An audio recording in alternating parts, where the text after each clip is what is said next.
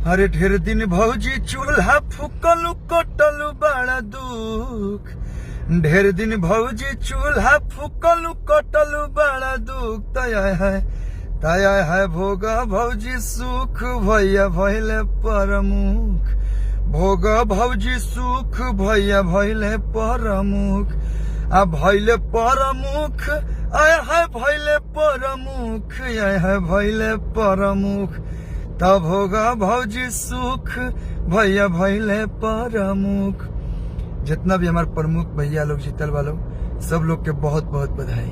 जय हो। अरे ढेर दिन भौजी चूल्हा फूकलू कटलू बड़ा दुख। ढेर दिन भौजी चूल्हा फूकलू कटलू बड़ा दुख। तया है भोगा भौजी सुख भैया भैले परमुख।